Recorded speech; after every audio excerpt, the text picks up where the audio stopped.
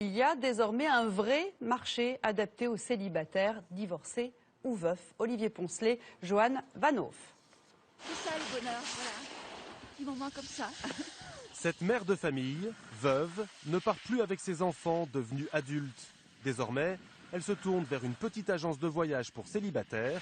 Et comme beaucoup de seniors, elle peut partir hors saison. Vas-y, passe en dessous. En 2005, Nicolas a monté son agence de voyage sur mesure pour cette clientèle de seniors actifs qui souhaitent partir seuls. Il accompagne ses clients Bah alors, Chantal?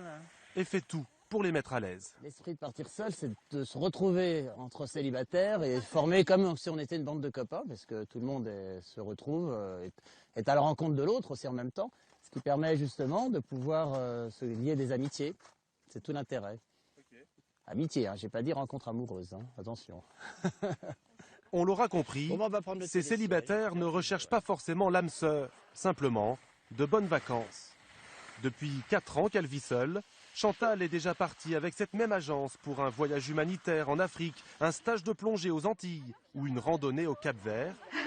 Et depuis, elle est accro.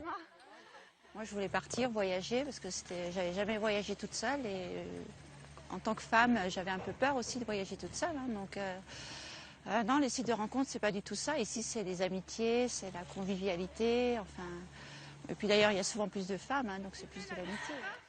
Partir avec des inconnus, c'est toujours un petit saut dans le vide.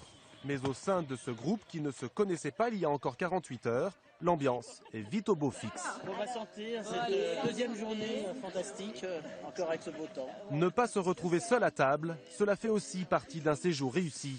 En toute convivialité, notre groupe a continué sur sa lancée toute l'après-midi.